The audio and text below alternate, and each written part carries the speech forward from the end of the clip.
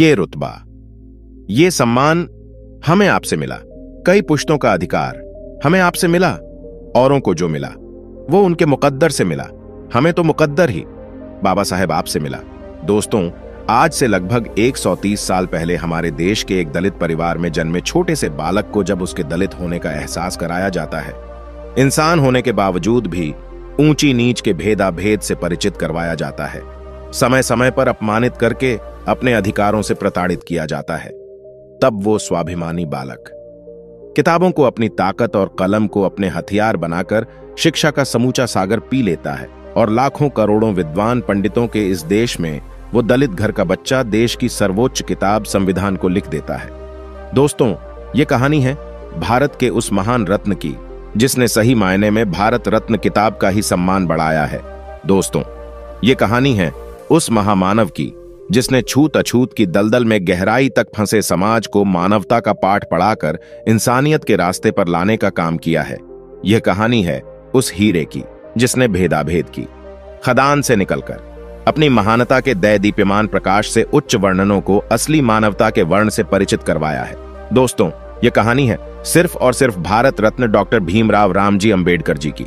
Doctor Bhimrao Ramji Ambedkar, जिन्हें हम आदरपूर्वक डॉक्टर बाबा साहब अंबेडकर के नाम से जानते हैं, उनका जन्म 14 अप्रैल सन 1891 में तब के ब्रिटिश भारत के मध्य भारत प्रांत मतलब आज के मध्य प्रदेश में स्थित महानगर में सैन्य छावनी में हुआ। वे रामजी मालोजी सकपाल और माता भीमाबाई की 14वीं और आखिरी संतान थे। सतपाल परिवार मूलतः महाराष्ट्र के रत्नागिरी जिले के मंडलगढ़ तालुके में स्थित आम गांव से था। बाबा साहेब की पूर्वज लंबे समय से ब्रिटिश ईस्ट इंडिया कंपनी की सेना में कार्यरत रहे थे और फिर उनके पिता रामजी सतपाल ब्रिटिश सेना की मुंह छावनी में सूबेदार के पद पर कार्यरत थे। सन 1894 में सेना से सेवानिवृत्ति के बाद रामजी अपने परिवार के साथ महाराष्ट्र में वापस लौटे। 7 नवंबर सन 1900 के दिन रामजी सतपाल ने अपने पुत्र भीमराव का नाम सातारा की गवर्नमेंट हाई स्कूल में दाखिल किया। कोकनी प्रांत के लोगों में अपना उपनाम अपने गांव के नाम से रखने की प्रथा थी, अतः रामजी सतपाल ने अपने पुत्र का नाम बीवा रामजी आंबेकर दर्ज कराया। बाद में भीमराव के एक ब्राह्मण शिक्षक जिनका नाम कृष्णा महादेव अंबेडकर था, उन्होंने बोलने में असहज लगने वाले इस आम डब्बेकर नाम को हटाकर अपना सरल उपनाम आंबेडकर जोड़ दिया। तब से लेकर आज तक भीमराव अंबेडकर के नाम से ही जाने जाते हैं। भीमराव उस जमाने में दलित और अछूत समझे जाने वाले महार परिवार से थे। अछूत का मतलब है जिसके छूने मात्र से ही कोई अपवित्र हो जाए, और घृणा तो इतने चरम पर की जाती थी कि अछूतों को सार्वजनिक स्थान पर पानी पीना, खाना खाना, यहां तक कि उनकी परछाई तक को अपवित्र माना जाता था। इतनी विषम परिस्थिति के बावजूद भी भीमराव अपने शिक्षा के प्रति बेहद ही समर्पित थे। सन 1904 में रामजी अपने परिवार के साथ बंबई आ गए। वहां वे लोअर परेल की एक छोटी से मकान में रहने लगे।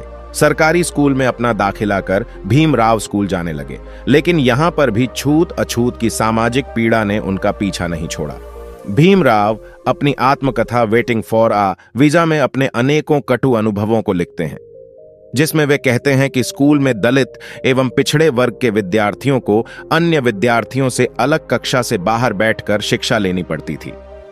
स्कूल में रखे पानी के मटके को इन विद्यार्थियों को हाथ नहीं लगा दिया जाता था। स्कूल का चपरासी दूर से ही इन विद्यार्थियों को पानी पिलाया करता था, और जिस दिन स्कूल का चपरासी नहीं आता था उस दिन इन विद्यार्थियों को प्यासा ही रहना पड़ता था, और समय समय पर इन विद्यार्थियों को अछूत और दलित कहकर हंसी का पात्र बनाया जाता था। इतनी विपरीत परिस्थितियों के बावजूद भी भीमराव को पढ़ाई की गजब की लत लग गई। वे घंटों तक पढ़ाई में व्यस्त रहने लगे। जब उनके छोटे से मकान में पढ़ाई के लिए जगह कम पड़ने लगी, तब वे रात भर म्युनिसिपालिटी के दिए के नीचे बैठकर पढ़ाई करने लगे। सन 1906 में 15 साल के भीमराव का विवाह 9 साल की रमाबाई से करवा दिया गया। उसके अगले ही साल सन 1907 में उन्होंने अपनी मैट्रिक की परीक्षा उत्तीर्ण की। दलित समाज से मैट्रिक की परीक्षा उत्तीर्ण करने वाले भीमराव भारत के पहले विद्यार्थी थे। भीमराव की इस सफलता को संपूर्ण दलित बस्ती में समारोह के रूप में मनाया गया। इस वक्त उनके एक पारिवारिक मित्र दादा केलुस्कर जी ने उन्हें अपनी खुद की लिखी हुई बुद्ध की जीवनी भेंट दी। इस किताब को पढ़ने के बाद भीमराव पहली बार गौतम बुद्ध और बौद्ध धर्म से प्रभावित हो गए। भीमराव में आगे पढ़ने की बेहद इच्छा थी, लेकिन अब परिवार के आर्थिक हालात इतने नहीं थे कि वे भीमराव की आगे की शिक्षा का बोझ उठा सके। उस वक्त दादा केलुस्कर जी ने भीमराव को बड़ौदा के नरेश महाराज सयाजीराव गायकवाड़ से मिलवाया। महाराज ने भीमराव की बुद्धिमत्ता को परखते हुए हर माह 25 रुपए की छात्रवृत्ति मंजूर कर दी और सन 1908 में भीमराव बॉम्बे विश्वविद्यालय के एल्फिंस्टन कॉलेज में दाखिल हो गए। यहां पर उन्होंने अर्थशास्त्र और राज्यशास्त्र में बीए की पदवी प्राप्त की। अब वे बड़ौदा नरेश को ऋण से मुक्त होना चाहते थे, इसीलिए वे बड़ौदा नरेश के यहां अपनी सेवा देने चले गए। बड़ौदा नरेश ने भी भीमराव की शिक्षा के अनुरूप उन्हें अच्छे ओहदे की नौकरी दी, लेकिन छुआछूत ने यहां पर भी उनका पीछा नहीं छोड़ा। उनके बहुत आसान से उच्च वर्णीय सहकर्मी उनसे घृणा करने लगे। इन सब चीजों से तंग आकर भीमराव महाराज सयाजीराव गायकवाड़ के पास शिकायत लेकर गए, लेकिन महाराज ने उनकी बातों को अनसुना करते हुए उनसे कहा, क्या तुम आगे की पढ़ाई के लिए प्रदेश जाना चाहोगे? भीमराव ने तुरंत ही हां भर दी। 21 जुलाई सन 1913 के दिन वे अमेरिका के न्यूयॉर्क शहर में पहुंचे। वहां के कोलंबिया यूनिवर्सिटी में उन्होंने 3 सालों के लिए अपना दाखिला करवाया।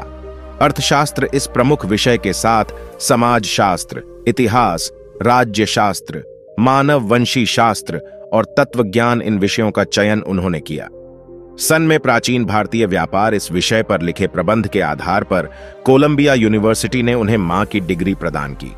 3 साल की पढ़ाई को उन्होंने अपनी अथक मेहनत से 2 सालों में ही पूरा किया था। सन 1916 के अक्टूबर में वे लंदन चले गए। वहां उन्होंने ग्रे, जिनमें बैरिस्टर कोर्स के लिए प्रवेश लिया, साथ ही में लंदन स्कूल ऑफ इकोनॉमिक्स में अर्थशास्त्र के थीसिस पर काम करना शुरू किया।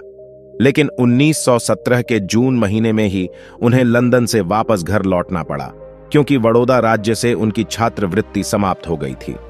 वापस आते ही बड़ौदा राज्य में उन्हें सेना सचिव पद का कार्यभार सौंप दिया गया, लेकिन उसी छुआछूत और भेदभाव ने उन्हें वापस निराश कर दिया।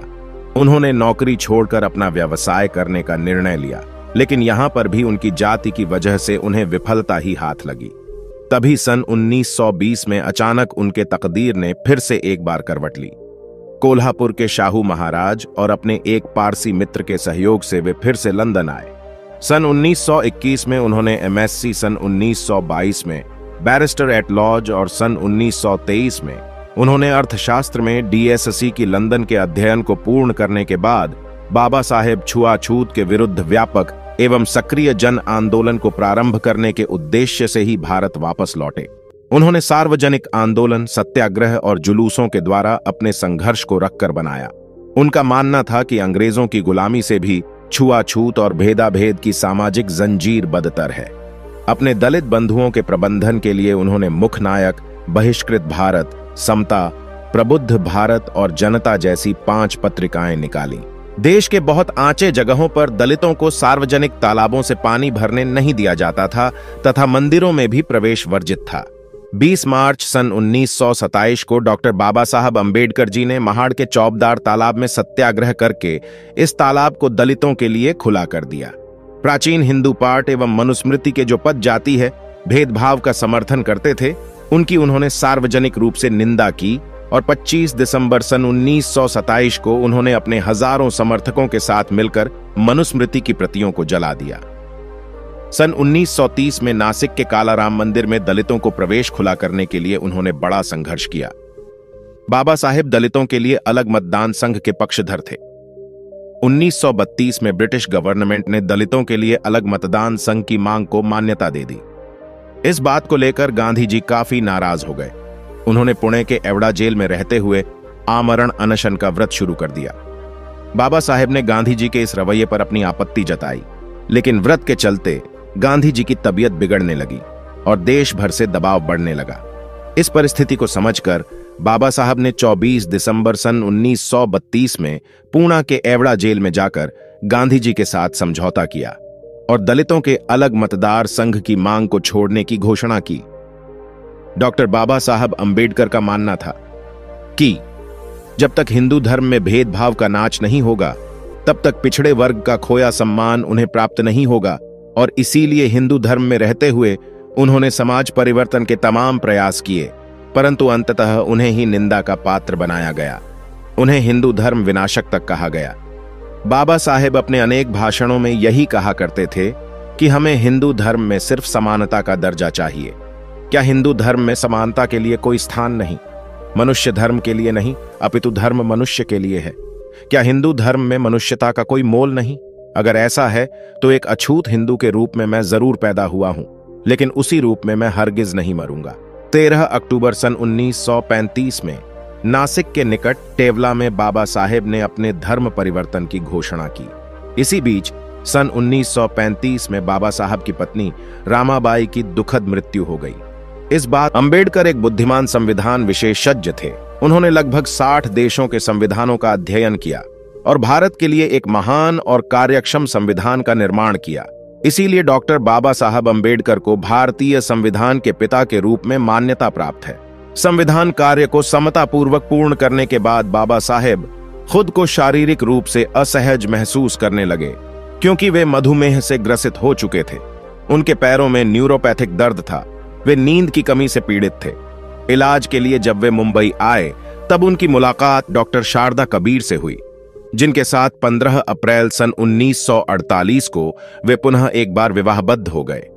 डॉक्टर शारदा कबीर ने शादी के बाद सविता अंबेडकर नाम को उदाहरण कर लिया। सन 1950 का दशक आते आते बाबा साहेब बौद्ध धर्म के प्रति बेहद ही आकर्षित हो चुके थे। अपनी बुद्ध एंड धम्म इस किताब को लिखते दौरान उन्होंने बौद्ध धर्म की दीक्षा लेने की घोषणा कर दी। 14 अक्टूबर सन 1956 में नागपुर में बाबा साहेब ने अपने लाखों समर्थकों के साथ औपचारिक रूप से बौद्ध धर्म को अपना लिया। इस दिवस को धम्मचक्र प्रवर्तन दिवस के रूप में पहचान मिल गई। इस दौरान उन्होंने कहा, मैं भगवान बुद्ध और उनके धर्म के शरण में जा रहा हूं, लेकिन मैं प्रचलित बौद्ध पंथ से तटस्थ हूं। मैं जिस बौद्ध धर्म का स्वीकार कर रहा हूं वह नव बौद्ध धर्म है। नागपुर की यह भूमि आज दीक्षा भूमि के नाम से प्रसिद्ध है।